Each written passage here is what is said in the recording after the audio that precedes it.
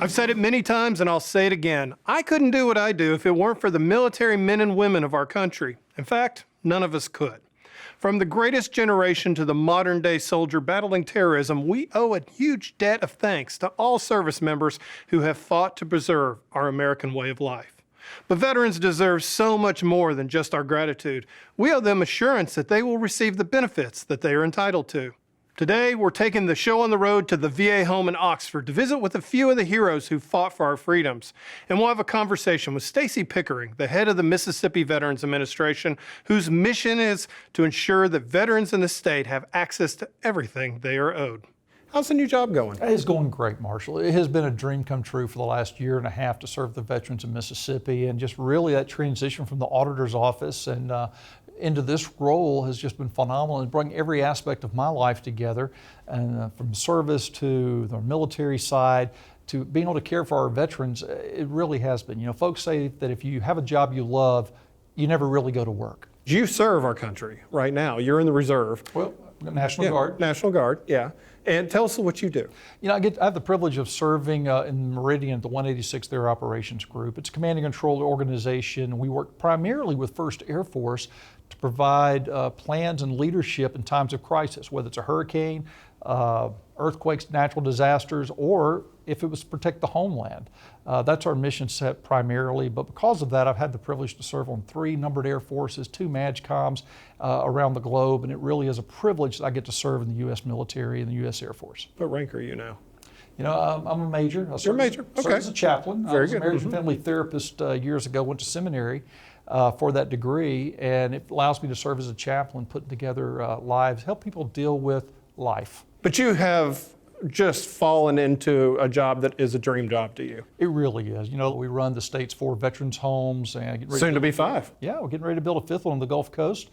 We have 2 cemeteries, and then we also provide all the claims service for our veterans at the universities and colleges across Mississippi, train our county service officers, and just to be able to continue serving our men and women who've worn our nation's uniforms. A lot of people are like me probably, they drive past the homes, they don't really think too much about it, but you know, I've been in here now for the last couple hours, and I mean, there are so many incredible stories underneath this roof. It's the home for heroes. Yeah. We have 150 beds in each one of our 4 existing homes, and every person there, no matter at what stage of care they're in, have a story to tell, whether it's our World War II heroes from that greatest generation, Korea, Vietnam, guys, our Cold War heroes. You know, they're just as important. They've maintained that peace as we, the 2 superpowers, were jockeying around the globe. And then our global war on terror, we're starting to see those older individuals who served in multiple combat tours, not just in the global war on terror, but even some Vietnam vets who were still around when the global war on terror with Desert Storm started off many years ago.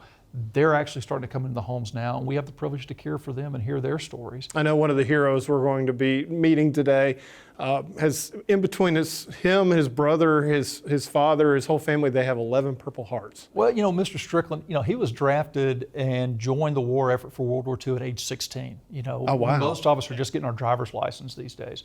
He goes to war. And he's from Texas, wound up in Mississippi, but yeah, he was with the legendary Timberwolves, the 104th Infantry Division, went all the way through Europe to the end of the war, and he was actually at the Battle of Bastogne when it started, and his unit got pulled back, and he was actually wounded. I think his right leg got a ton of shrapnel in a sneak attack as they were returning some German prisoners there toward the end, and by the time he convalesced in the hospitals in England, the war ended, and he was able to return home to his family, and now he's in our home. You can oftentimes find him in the front lobby, greeting folks as they come in the door, visiting with his friends, and most importantly, his wife. They sit next to each other, hold hands, and you know, that's a life goal of mine, is to be like Mr. Strickland at age 94, and can't wait to see your wife every day. Mr. Strickland, I got to tell you, it's a huge honor for me to get to meet you and get to talk to you today, and I was trying to think about where we would start, and I guess Water Valley, Mississippi might be a good spot, because that's where your folks got married, right? Yes. 1907. And your dad worked for the I.C. Railroad. Oh, okay. So that's how y'all ended up in Memphis, right? Yes. Okay. He transferred to Memphis. So you're 18. For the I.C. there. Okay. So you're 18 years old. It wasn't a real surprise you were going to get drafted. No. What point did you go in? Exactly 14 days before the start of the balls, December 2nd. Okay, the Battle of the Bulge, of course, was 16. was basically we had landed at Normandy, we had got caught up in the hedgerows, we had shot across France, we had liberated Paris. Everybody thought the war was going to be over by the end of 44, and then Hitler struck back. That's true. What was it like that day when you came in there? Because I know it was kind of chaotic, wasn't it? It was chaotic. I was in 104th Infantry Division, and under command of Terry Allen, who had also had the 1st Division in North Africa and been relieved, came back and trained the 104th, which I was in. They were the Timberwolves, right? Yes. Yeah, okay. But they were particularly trained, I might say especially trained, for night fighting. Yeah. And my first attack was at 12 o'clock at night, December 2nd, the little town of Endon. We crossed the Indy River, which is not much more than a stream, but there was a bridge there that had been damaged. Couldn't get armor across it, but you could get foot troops. And that's what we were, of course, foot troops. At midnight, and we caught them red-handed. The Germans, in some cases, would actually remove their uniforms at night. Really? And we dropped 2 of them in the front yard in their underwear. But anyway, we took the house, and my job was to take my squad. It was me and 2 others who were just as green as I, and I don't even remember the other 3 of their story. But before we crossed the little Indy River I mentioned, they shelled us. Yeah. And out of the 6 of us, they got 3. Wow. And then they added 1 more man from, one had been in the 2nd Division. And so I had 4 people, including me. And once we took the first house, company commander sent me and my so-called squad out in front, 2 foxholes, 2 men in each foxhole. And that's where I had my initiation. And when dawn came, or before dawn, 2 different patrols came in on us. We happened to pick the spot that, fortunately for us, was not where the 2 patrols ended up coming in.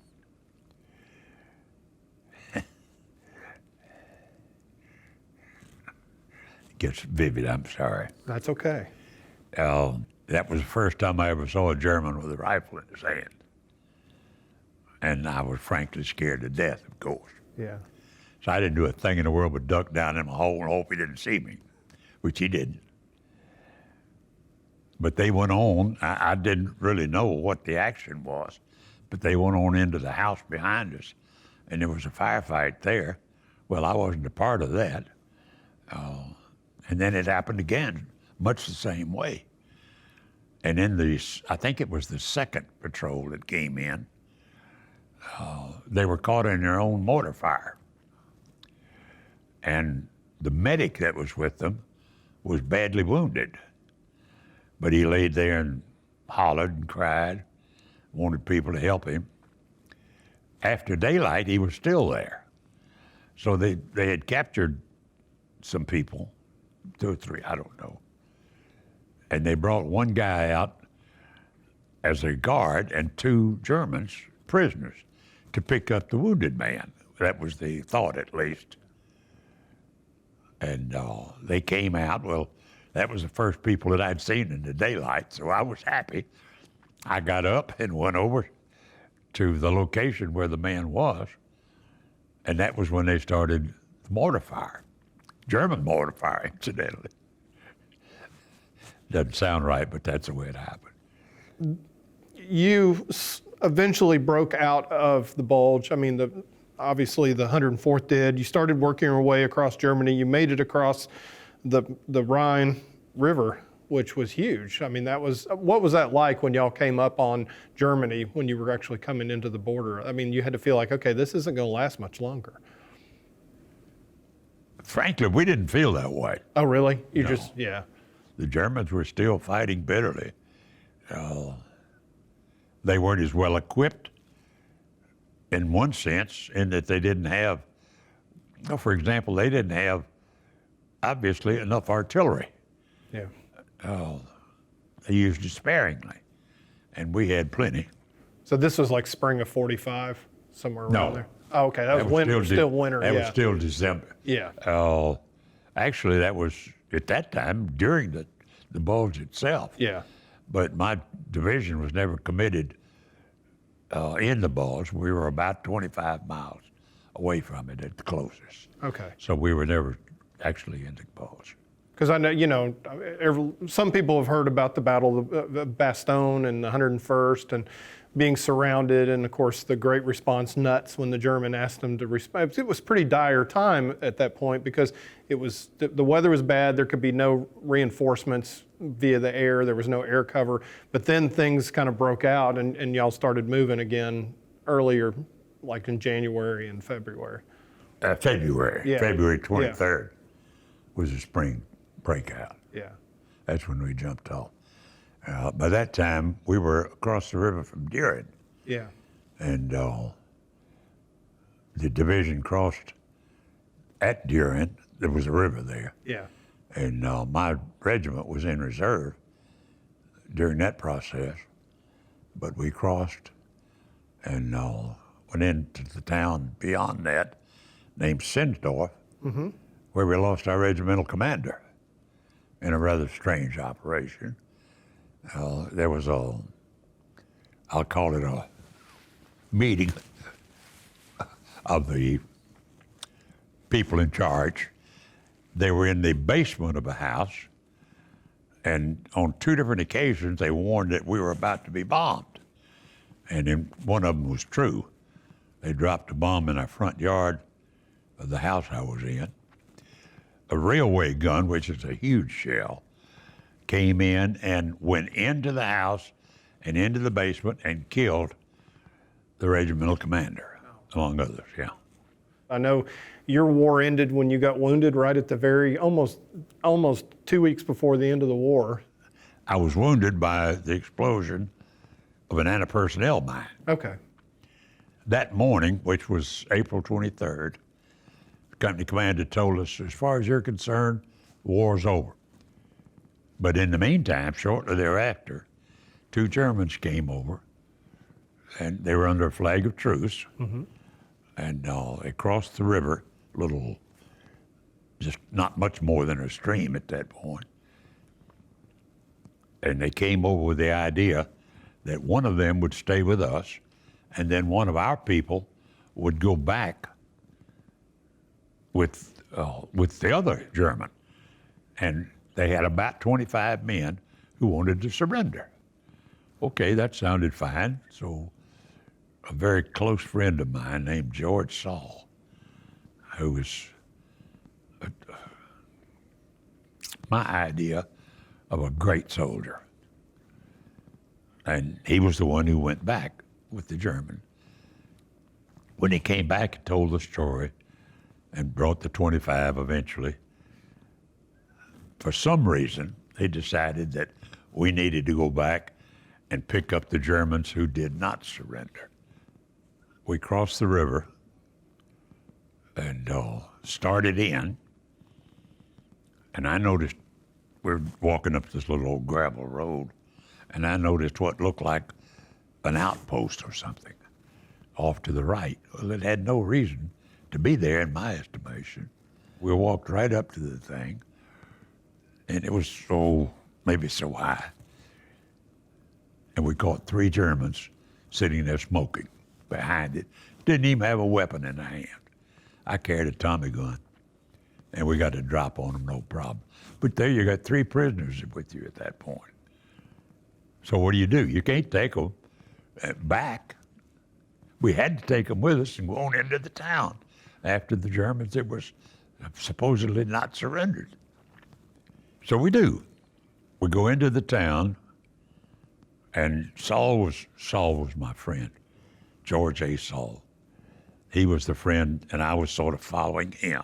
And the lieutenant completely green, had never been in combat at all. But he was sent, believe it or not, in charge of the patrol.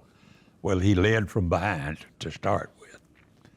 But things had gone so well, and the three captured prisoners, so I guess he got brave by that time. And he walked up.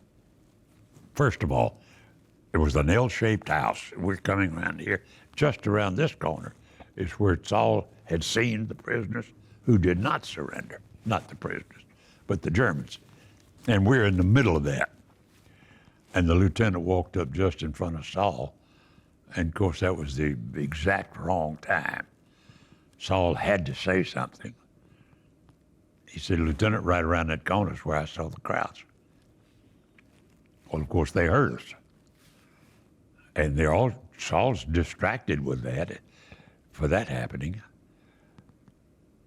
And at that point, a German came up to the corner with a burp gun and shot Saul.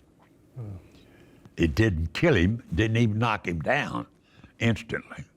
Well, it didn't knock him down at all, but he did not die instantly. Well, I shot the Germans, and we all ran into the house in the V. And Saul was able to come in on his own, and when he came in, he couldn't talk. He was stitched across the chest, and he fell. And the lieutenant grabbed the radio. I won't tell you exactly what he said, but it, excuse me, we're pulling back. Slammed the phone down and ran. And the patrol started after him. Saul was still alive, and I like to have a fit. And I said, "No, we're not leaving Saul." And my platoon medic, Toro, and one other man picked Saul up and started out the back. We still have the three Germans with us, the three captured Germans that we got out of the outpost. And going in, Saul had been over there, as I said prior, and there were two anti-personnel mines, one on each side of the road, with tripwires. And in preparation for that, we brought cutters and cut the wires and rolled them back on both sides. One of the three Germans actually ran up and kicked the rolled up wire and set the thing off. Oh. It knocked him down and the man next to him down, German, and hit 5 of us when it exploded. I got shrapnel in my leg. That's how I was wounded. I wasn't shot. It was Okay, it was just wounded. Yeah. I got it in the right thigh. The Plum family, when did you meet them? Plum? Yeah. Oh, that's a great story. Schophoven was a small town, second town that I was in combat in. And there was a German trench, zigzag, of course, had a machine gun in each end of it, and about 25 people in it. Not that we could see it at that time, but we learned later. And the battalion, what was left of us, went in single file, not very far from that, under cover of darkness, about midnight. And we had never had any occasion where civilians would be in the combat area. And one of the guys said, "We've got some people here in this coal cellar." And I walked over, and there was an old man and an old woman, and the old lady was just pitiful. She was so terribly frightened, just shaking, thought we were going to kill her. And I saw what was happening, and I held out my hand to her and tried to be looking kind, and it worked. And she came out, settled down a little bit, and I was with those people maybe a total of 15 minutes. Sent them to the backside of the town, turned them on, get them out of the combat area. And then in 1963, and this is the beauty part of the story, I went back on a trip that I'd won, and I wanted to go, and I told Mother and Dad before I ever left, I said, "I want to look those people up.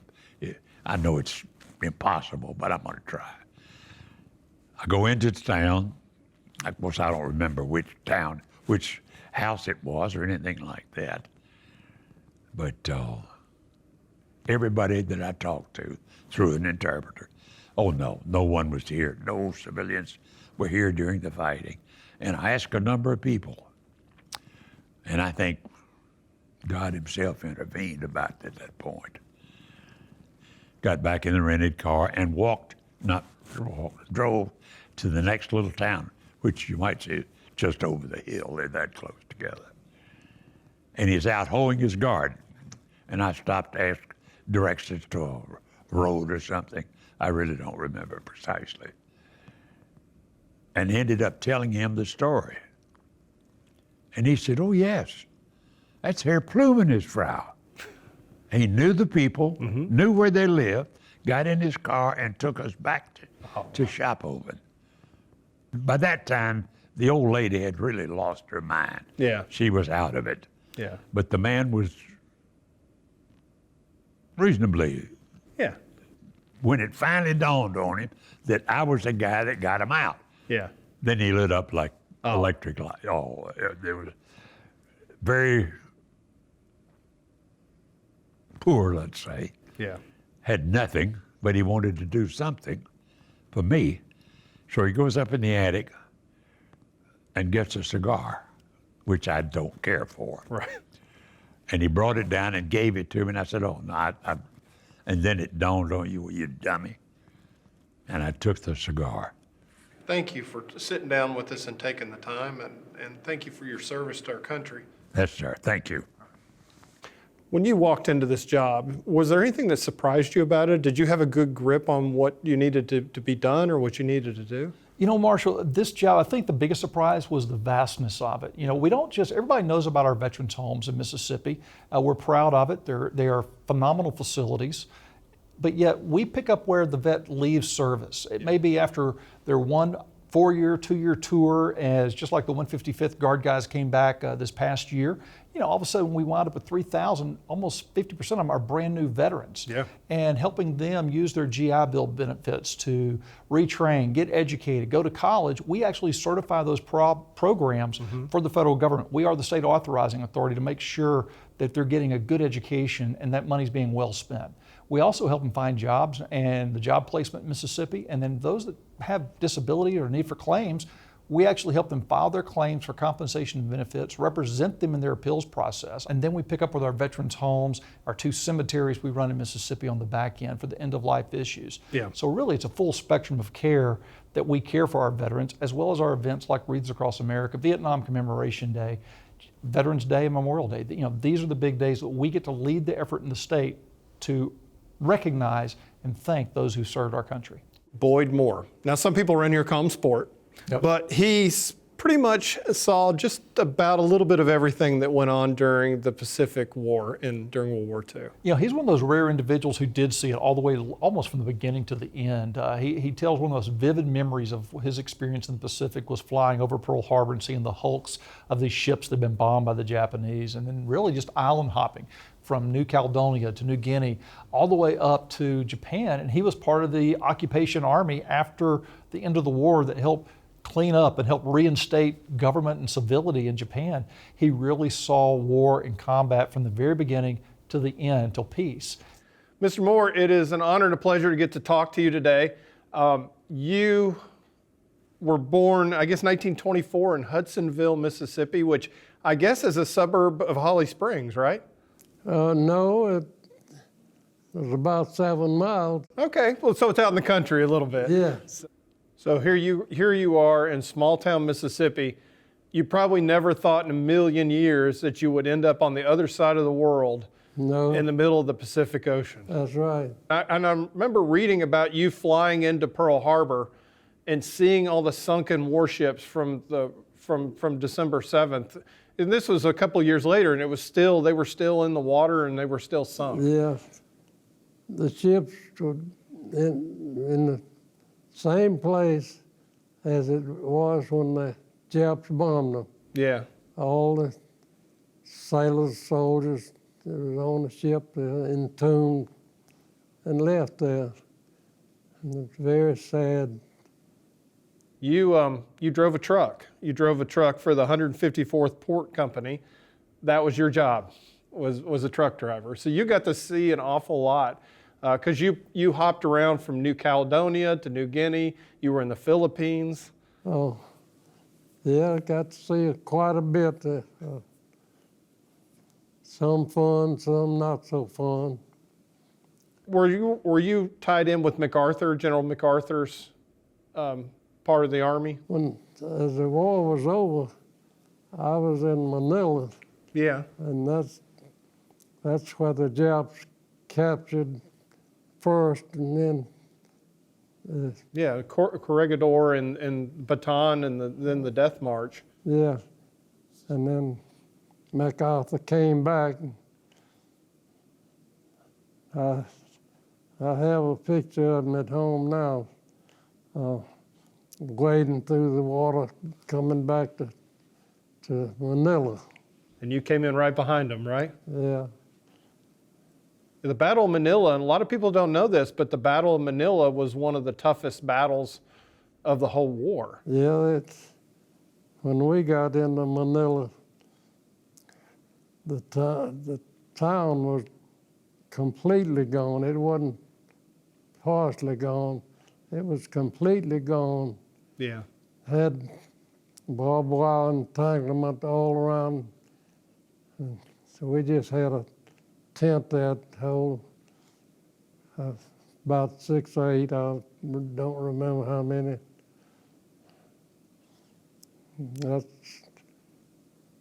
That's where my brother was. And you actually got to meet up with him during that time. We were at Clark Air Force Base, and the lieutenant, real nice man, and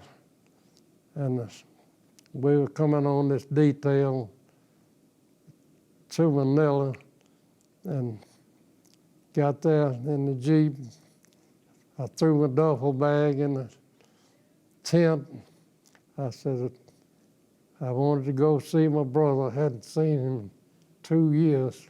Oh, wow. And so Lieutenant said, yep, go and you can take off whatever you need to do. And then come on back in. But it wasn't long after that you were put on a transport and you were taken to Japan. Yeah. That's when you probably knew the war was actually over. Oh, yeah. Yeah. I knew it was over then. Well, the little town we went to was Matsuhama. Okay. That's not a big place. But you were a part of the occupation forces. What was Japan like at that point? Because it had been bombed repeatedly. The people were starving. I mean, it was a mess, wasn't it? Oh, yeah. Oh. But then, after we got there, the Japs were very humble. They were bound, trotting down to you, any way to honor you then. Yeah. After what we had been through. Yeah, after them. 4 years of basically brutal warfare. Uh-huh. And then they were very, and your job, and I love this, but your job was to destroy Japanese weapons. Yeah. That had to be fun, actually. Well, it's like the rifles. To take a bulldozer and go through right over them, and of course that didn't destroy them, but it would bend the barrels and be useless for a while. How long were you in Japan after the war? I celebrated Christmas there, Oh, wow. 1945, and right after Christmas we got notice that we were going home. What was it like when you got home? It was probably good to see your family, wasn't it? It was very good, very good. Well, Mr. Moore, I appreciate you taking the time and sitting down with me today and talking to you. It's an honor to get to meet you. Okay, I enjoyed it. Thank you. Yes. Sure did. We're sitting in one of the homes here in Oxford. Absolutely gorgeous facility, about 20 years old. Yep. But you just told me that you've gotten the appropriations to be able to do some remodeling. You know, the legislature and our board of directors, we have the Mississippi Veterans Affairs Board. They're all appointed by the governor, and the 7-member board's our governing authority. Just appropriated $1.6 million this year that we're renovating the living space for the guys and ladies, as well as our nurses station, so we can better take care of them. And then just last week, they've also authorized us to spend $2 million going into next year to renovate all these facilities where they live. This is their home, and their dining room, their television room, their sports bar, their library, and here the chapel, that we can make it more applicable to them, not just with technology, but also to upgrades to better serve them, to give them a higher quality of life. Someone asked me recently, did I serve? No, I did not have the honor of serving. However, I tell people that if people like yourself did not do what you do, I couldn't do what I do. I think it's something as a nation that we really, truly need to take the service of our veterans seriously. You know, I think our nation learned that lesson after Vietnam, and those men and women were welcomed back so poorly. Yes. We failed. There's no other way to say it. And we've learned that lesson. And now when you see these families coming back, and I've been able to witness, you know, to stand there with the families as the spouses get off the plane or get off the bus, and you watch the young kids run, and the wives and husbands run to their loved ones and give them a hug and welcome them home, because they haven't seen them in a year except via FaceTime and Skype and Zoom and those kind of new technologies, which is great, but they've missed that embrace and that touch, and we get to see that reconnection happen. We get to do that for our Vietnam vets. And one thing we get to do is, as a state, we host the Vietnam Commemoration Day at the Capitol. And we lay a wreath there for those who didn't come back and those who have since died. But also for those who did serve that are with us, we put a lapel pin on them, shake their hand, say thank you for your service. Well, like we're going to hear from Mr. Gibbs, his story is incredibly powerful, and the service and the sacrifice that they gave to our country, and for years they were ignored. Exactly. You know, I think really we never understood the fact that they were standing in that Cold War era in a hot war situation, standing up for democracy and our Republican form of government against communism and socialism. And that's really what it was in the South Pacific, in Southeast Asia. And they really stood in the gap and helped stymie the spread of socialism and really protected our way of life, our freedoms, our liberties. And we should be eternally grateful for those men who did that. Paul Gibbs, I mean, what an incredible story he has to tell. He served in Vietnam. You know, Mr. Gibbs is, again, a legendary character here at our home. He's always involved in the Domino's games and in the dining room, but also those do field trips with us. Executive Vice President with CarQuest Auto Parts before he retired.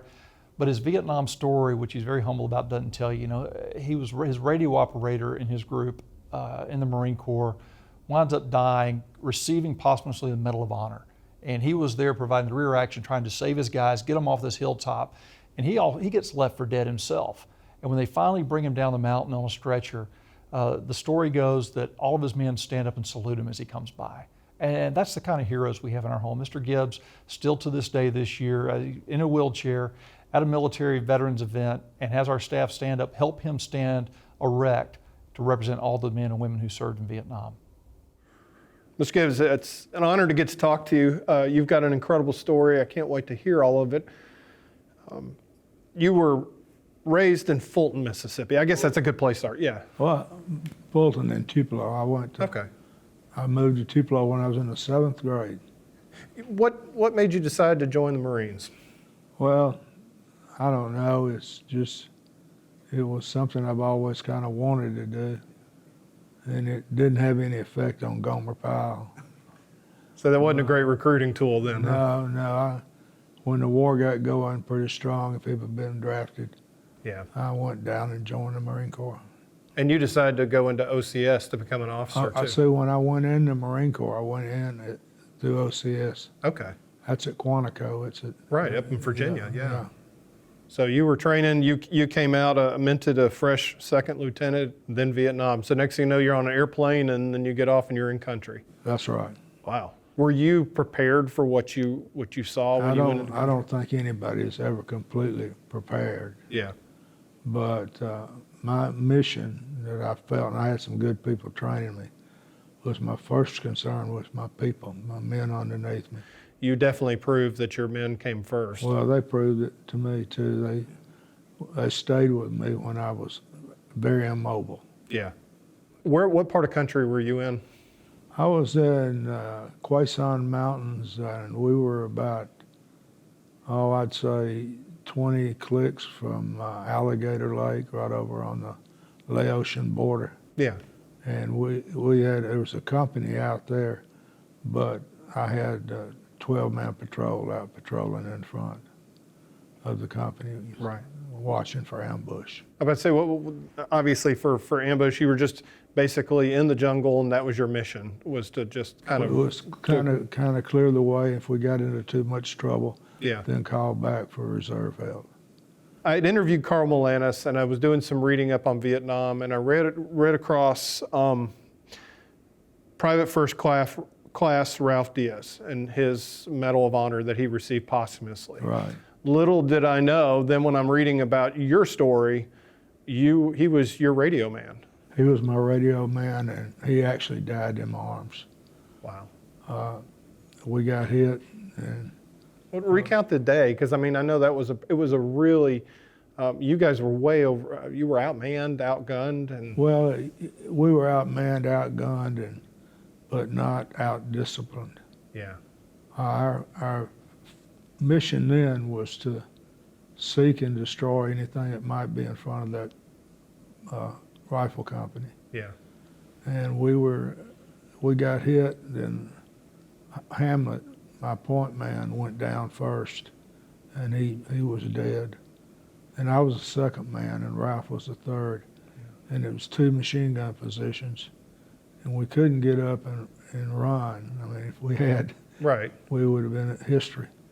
But we kind of held a position, and then we moved a little bit, and that's when I moved to the left and Ralph moved to the right. Unfortunately, he was in very close range and alignment of the North Vietnamese, and he was hit hard, and I got back to him. And the thing I want to thank God for is my Marines. They didn't turn and go back. We were outnumbered probably, I'd say 8 to 10 to 1. Wow. And I was talking on the radio to the battalion commander, and he asked me where I wanted to fire. And I said, any place you put it will be good, because they're all over us. Yeah. And we lasted there through the night, basically, before they could get a helicopter in to pick us up. They picked me up about, I'd say, 4:30, 5 o'clock in the morning. You were also up against a couple of snipers. I think about 3, 4 snipers. And Yeah. also a reinforced, I'd say, a rifle company, Yeah. North Vietnamese. So it was a hail of gunfire, and he was taking repeated hits as he kept I going. think he got, they told me, 7 bullets in him, or Wow. hit 7 times. But he survived long enough to take out the machine guns with He grenades. survived long enough to take the main machine gun Yeah. that was hitting us, and then also he got a pretty big dent in the other machine gun before he died. At the last, to give you an idea, at the last minutes of his life, he had, when they recouped his body, he had 2 hand grenades left and less than 1 round of ammunition. Wow. He deserved the Medal of Honor, and I'm glad that. And of course, your story helped him receive it, because Oh, you were there. You saw what I happened. saw the whole thing. You saw what happened, and he passed away in your arms. You also were hit really hard, right? I guess. Right in the here hip. in my leg, both top of my legs were blown in half.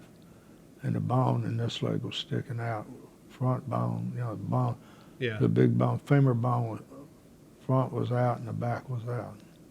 I was just, good Lord kept me alive, that's all I can say. And a lot of people didn't think you were still alive, and Yeah, they finally were able to get you and to get you back to where you could be evacuated. And right. there was a story that I read that when you were being evacuated, everybody, of course, was exhausted from battle, and they were lying around trying to recover themselves. But when they saw you coming through, they stood up and they saluted you as you were being carried through. That's just my men. That was the people I was with. Like I say, if they all hadn't been dedicated and hadn't hadn't put their life on the line, who knows what would have happened. We were outnumbered, outgunned, so what would have happened? The love and respect you had for them, obviously they felt the same way about you. I pray so. Thank you so much for sitting down with us, and it's an honor to get to meet you. Thank you. All right, thank you. Yeah. I know that has to be a lot of fun for you to get to go around to the different facilities and being able to get to meet the different heroes. It really is, and it doesn't matter if they're here in the home or they're on the college campuses that we get to help care for. Veterans, there's this sense of identity and who they are. They've been there, done that, and they're kind of past themselves when it comes to trying to impress. They'll tell you who they are, what they think, and that's one of the joys of this job is because you get to meet people where they are. And you're seeing them come out of their service, just like the 155th did this year. 3,000 came home.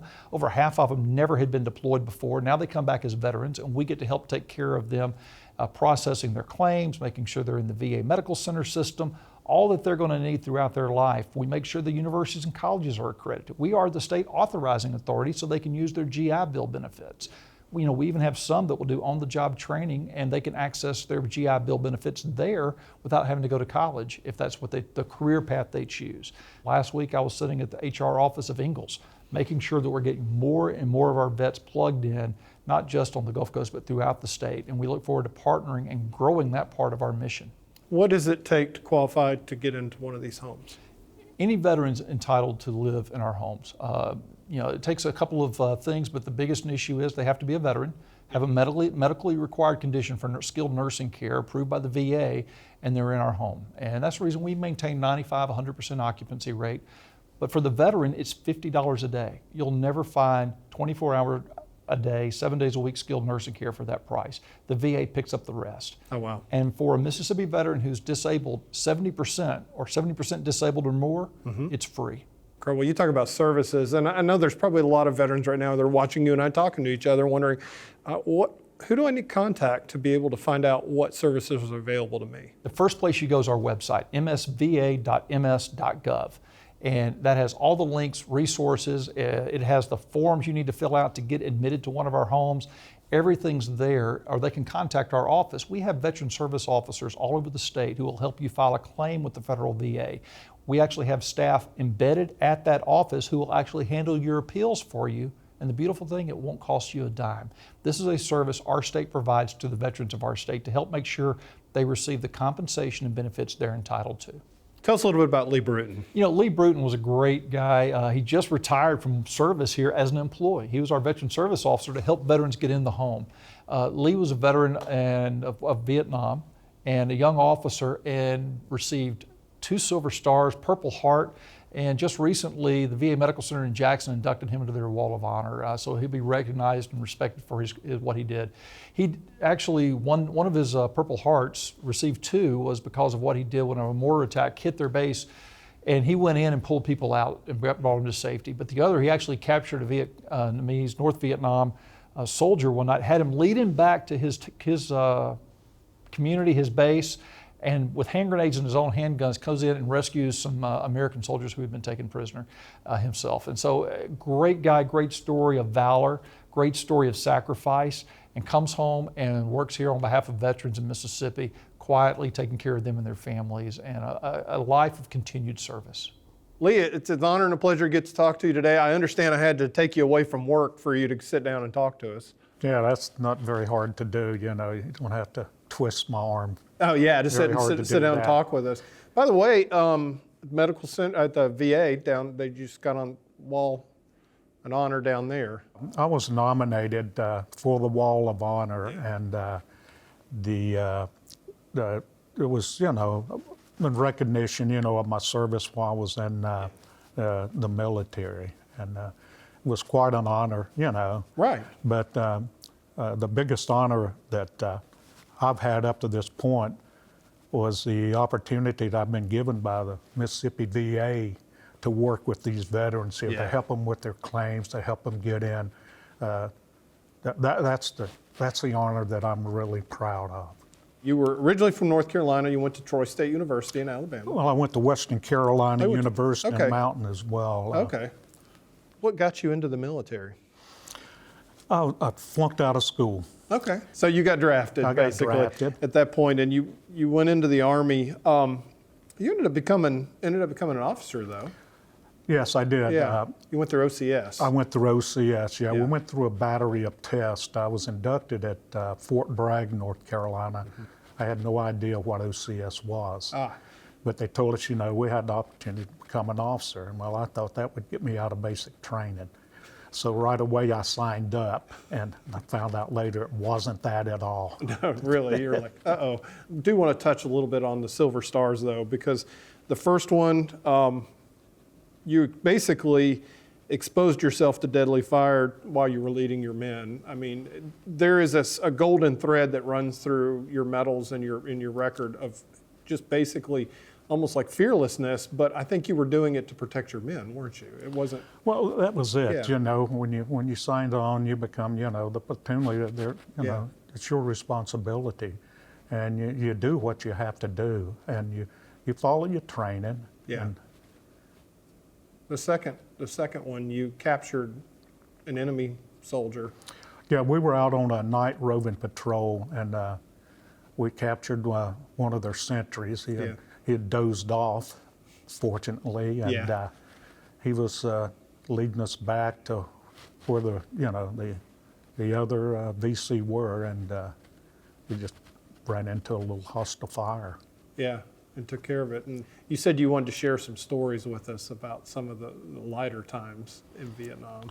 Yeah, we were out on one of our night roving patrols, and we were in this village, and we were moving up forward, and I stepped around this hooch, and there stood a Vietnamese face to face. Oh, wow. And so, I was kind of shocked, and he was as well, obviously more shocked than me. And he ran his hand down his pant, and I thought he was going for a pistol or something. So I come up with the butt of my M16, missed him, and he took off around the corner, and one of the other guys in the platoon tackled him. And we started interrogating him, and we found out that he was the village pothead.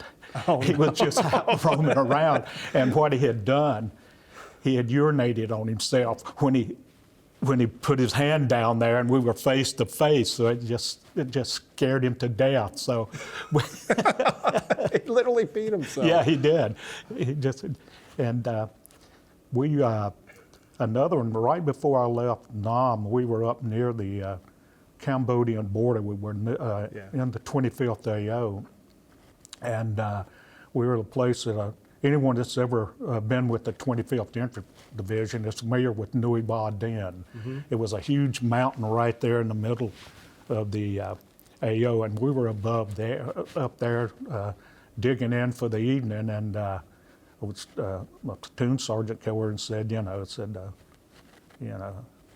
old man would like to see you. So I go over there and see, his name was Tommy G. Smith, real interesting guy. So I go there, and he asked me, was I interested in going volunteer in DEF, possibly making a career of the military? And I said, I don't know. I said, I'd really have to give it some thought. And he said, well, think about it and get back with me. And as I was going back, I'd been digging a foxhole all day. The ground's hard as everything. As I'm going back to the foxhole, mortars start coming in. And so I'm digging to my foxhole, and here's a little old snake about that long crawls in the foxhole. And I said, holy crap. I said, I'm staying out here. I know what's in that foxhole. And so the next morning I told him, I've thought this over. I think I'm going to go home, The snake was a sign. Yeah. Did you hear you were choosing a snake over mortar? It's like, I'll just take mortar rounds. That's fine. That's it. I'll It was, take that. because I knew, for sure what would happen if I crawled in there. So Right. Yeah. How long were you in country? I was in there 11 and a half months. 11 and a half months. Yeah. So you did the full. Yeah. And do you ever keep up with any of your men? I keep up with one. He was my platoon sergeant, Yeah. Joe Clark. He lives in Economy, Indiana. This guy pulled 3 tours over there. 3 tours? Yeah, he Wow. was wounded twice. Yeah. And I don't know how many Bronze Stars the guy. In fact, we were just talking with him. I guess it was Friday night. We still stay in touch, and he reminded me of an event that I'd forgotten about. We were we were going through this village, and well, prior to that, we were out on a day patrol, and we went through the village, and we noticed a lot of kids and young females, but there were no males there, no men whatsoever. So I had an interpreter. I was in what they called a CRIP platoon, a Combined Reconnaissance Intelligence Platoon. We had about 8 Americans and 8 Vietnamese, and the Vietnamese there were Chu Hois. They were former VC. Yeah. And I had an interpreter, and we were going through the village, and my interpreter stopped and started talking to these 2 small kids. And I didn't understand what he was talking about, and he started laughing. And all of a sudden, this mother came over and got our kids and took them away. I said, "What was that all about?" He said, I asked one of the kids where his father was. He said, his father was dead. And the smaller kid said, no, he just visited us last night. Oh, no. So, Out of the mouth of babes, yeah.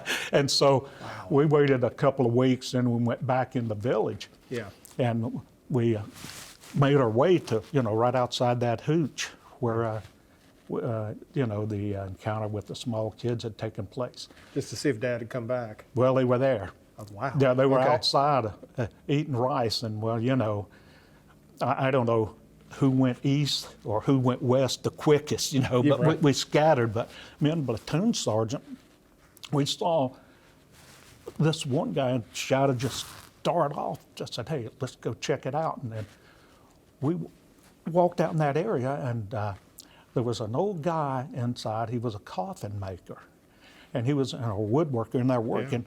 And we started to walk in, and we noticed that in one of the coffins there was a body, what we thought. And so we left, and we kept looking. We came back, and Joe was his name. I said, "Joe, something strange about that." I said, "Why would an old guy be up at this hour of the night, doing woodwork with the lights on?" So when we went back, the lights were off, and there was no one in that coffin. So The body- the guy hid in it. Oh, the body came back. Yeah. The dead guy came back to life. Yeah, and we Wow. Yeah, it was interesting, You received a soldier's medal. There was a burning bunker. Tell us a little bit about that story. We had there was an explosion Yeah. in our platoon's bunker, Yeah. and I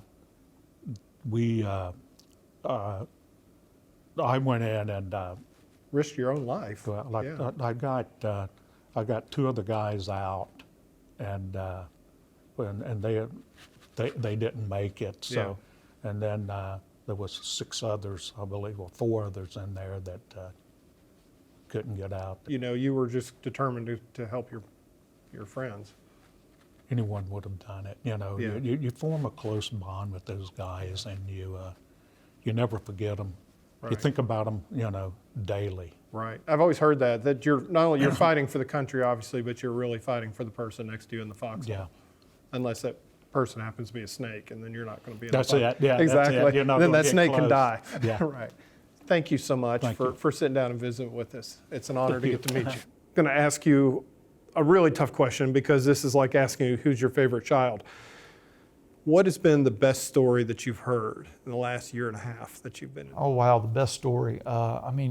There's so many. Just last week, we helped a veteran who was depressed, self-medicating, and was suicidal, and got him the help and got him stabilized.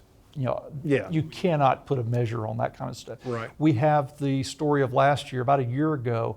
Petty Officer Darrell Wade, he was on the USS Oklahoma that Sunday morning. The Japanese attacked Pearl Harbor, and the USS Oklahoma rolls over, and they all get trapped and drowned inside. And they pulled all these burned bodies out and just buried them in a mass grave. But because of DNA, they've been able to go back and start exhuming and identifying these sailors and call their family and say, "We found your loved one that had been missing all these years. Yeah. And do you want us to reinter them here in Hawaii, or would you want to bring them home?" Well, the Wade family said, "We want to bring them home."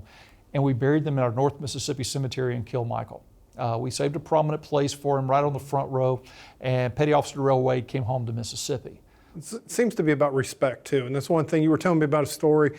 For instance, you had a resident that passed away, and how they are treated as it's like their last trip out with respect. What we do now is, once the coroner and the family have had their time and have done their job, we cover the stretcher with the American flag, announce it over the PA system to join us in our central hallway, and it will be lined up shoulder to shoulder.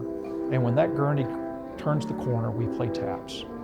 And these old men who are on walkers and wheelchairs will stand up or sit up as straight as they can, give a proper salute, and say goodbye and thank you one last time. They are treated as the heroes when they leave this home the way they were treated when they came in. And it's a privilege that we get to do that, to show that respect. And we call it the dignified transfer. You're leaving our home for the very last time, and this is the proper way for us to say goodbye. Well, Stacey, I want to say thank you, and thank you for your service too for the country. Well, it's a privilege. It's a privilege to be a part of the brotherhood that have done that. Well, thank you so much, and thanks for letting us into our home. It is, and the home for the veterans. It's home for Mississippi's heroes. Yes.